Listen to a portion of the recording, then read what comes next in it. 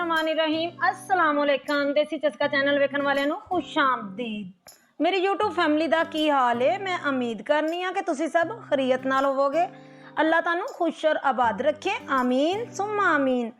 अज मैं तुहाडे वास्ते लैके आई हाँ दही वाले प्याज करेले जिहड़े कि बड़े ही मज़ेदार और बड़े ज़बरदस्त बनते हैं। इहदे वास्ते आपां नू किस किस चीज़ की जरूरत है, चलो आपां चलने रेसिपी की तरफ। 1 किलो करेले, 1 चम्मच हल्दी, 1 चम्मच सुरख मिर्च, 1 चम्मच जीरा, 1 चम्मच सुखियां धनिया, 1 चम्मच नमक, 4-5 सब्ज़ मिर्चां कट्टियां हुई, 2 अदद टमाटर कट्टे हुए, आधा किलो प्याज जिहड़े कि मैं कट के रख चुकी हाँ, थोड़ा जिन्ना अदरक और लसन, 1 कप दही। चलो हुण आपां करेलियां नूं कट लैने आ। एक करेला फड़ के इनू गोल गोल ही कटना है। कोशिश करनी कि आपां विच चीरे ना दईए, छल्ले बने हुए बड़े ही खूबसूरत लगते हैं, इसलिए इन्हों गोल गोल ही कटना है, चीरा विचों नहीं देना।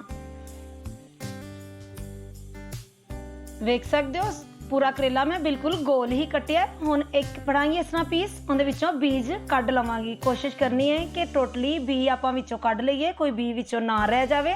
जे कोई बी विच रह जांदा है तो मूँह दे विच बिल्कुल नहीं चंगा लगदा, उहदा ज़ायका बड़ा ही बुरा आंदा है। इसलिए सारिਆਂ विचों चंगी तरह तुसीं बी कढ लैणे ने। अगर तुहानू मेरी वीडियो अच्छी लगी है तो वीडियो नूं लाइक करना, चैनल नूं सबसक्राइब करना, बैल दे निशान नूं दबा के आल ते जरूर सैट करना। वेख सकते हो किलो दे विचों कम सो कम 1 पाइया बीज निकल चुके ने। सारे करेलियां नूं मैं किड्डे खूबसूरत छल्लिया तरह ही बना लिया है। हुण इहदे उपर लावांगी 2 चम्मच नमक ला के इन्हां नूं आपां 10 तो 15 मिनट रखांगे। अच्छे तरीके नाल हत्थां दे नाल मल के नमक इन्हां दे विच जज़ब कर देना ताकि चंगी तरह इन्हां दी करवाहट खत्म हो जाए। चलो आपां चलने आ चुल्हे की तरफ। चुल्हे चढ़ा के ऊपर कढ़ाई रख दी है, विच मैं 1 कप ऑयल दा पाता है। ऑयल अपना गर्म हो चुकी है, हुण मैं विच करेले पा दिते ने।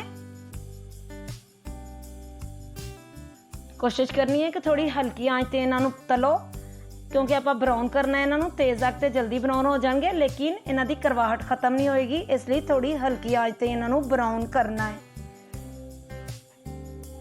वेख सकते हो सब्ज़ कलर खत्म हो गया, इनका मतलब है कि होने ब्राउन होने शुरू हो गए ने।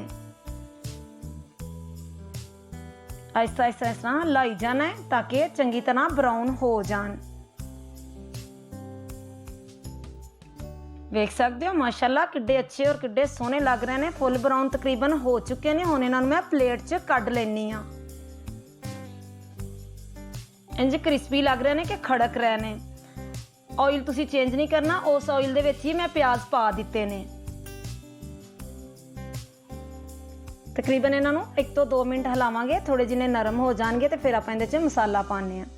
अदरक लसन पा दिता है, सब्ज़ मिर्चां ते टमाटर,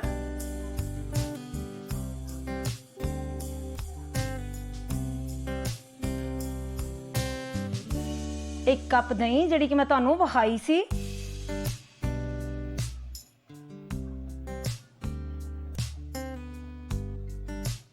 एक चम्मच सुरख मिर्च, 1 चम्मच हल्दी, 1 चम्मच नमक, 1 चम्मच जीरा,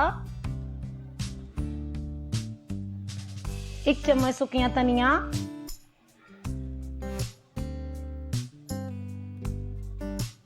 इन्हू चंगी तरह हिला लेना है ताकि प्याज़ां दे विच नमक मिर्च और दही अच्छे तरीके नाल मिक्स हो जाए और चंगी तरह भुज जाए। अगर तुहानू मेरी वीडियो अच्छी लगे तो कमेंट दे विच अपनी राय का इजहार जरूर करया करो ताकि मैं तुहाडे वास्ते अच्छी अच्छी और नई नई वीडियो लैके आ सका। वेख सकते हो किड्डा सोहना और जबरदस्त अपना मसाला तकरीबन भुज चुकिया है। हुण मैं इहदे विच पा देंगी करेले जिहड़े कि आपां तल के प्लेट च कड्ढे सी। इन्हूं चंगी तरह लावांगे ताकि करेले और प्याज बिल्कुल जबरदस्त मिक्स हो जान विच। यकीन जानो तुसी करेले तो बहुत बनाए होंगे, लेकिन दही करेले ज़्यादा करारे और ज़्यादा मज़ेदार बनते हैं। तुसी ये डिश नूं बना के देखना, तुहानूं बड़ी ही अच्छी लगेगी और करेले बड़े ही मज़ेदार बनणगे। तकरीबन मैं 2 मिनट का दम दिता है। चलो आप चेक करने अपना दम कित्थों तक पहुंचे है। माशाल्लाह ज़बरदस्त अपनी डिश तैयार हो चुकी है। वेख सकते हो जिहड़े कि खड़क रहे सी वो भी नरम हो गए ने। मैं प्लेट 'च तुहानूं कढ के विखानी आ। माशाल्लाह माशाल्लाह कितनी ज़बरदस्त करेले और प्याज़ां दी खुशबू भी बहुत ज़बरदस्त आ रही है।